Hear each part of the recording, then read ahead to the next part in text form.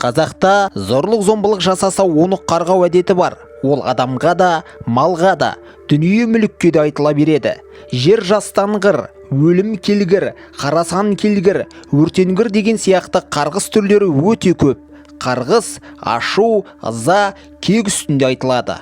Қарғыстың ең ауыры ананың ақ сүтін көкке сауы және атаның теріс батасы болып саналады. Бұрын аса жүгенсіздік көрсеткен балаларын атана осылай қарғаған. Ақылбай Абайұлының «Қарғыстан қорқушы едім ула бішім, өлмесе қанды қанмен жумақ үшін» деген өлең жолдары бар. Қарғану деген де бар. Ол біреу жала жапқанда, нақақ күйдіргенде, адалдығын дәлелдеу үшін жалғызымның қызығын көрмейін, құран ұстайын, нан ұстайын деп қарғанады. Мұны адал адамдар ғана айта алады. Сондықтан өзінің адалдығын дәлелдеу үшін қарғанған адамның сөзіне көп жағдайда сенетін болған. Шындығында қарғыс тектен текке айтыла бермейді. Ол ашу ызадан туындайды.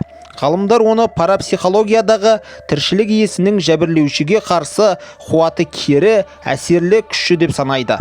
Атамыз қазақ ежелгі кезеңнен қарғысқа өте сақ қараған. Бұл сөз ертедегі түркі жазбаларында да кездеседі.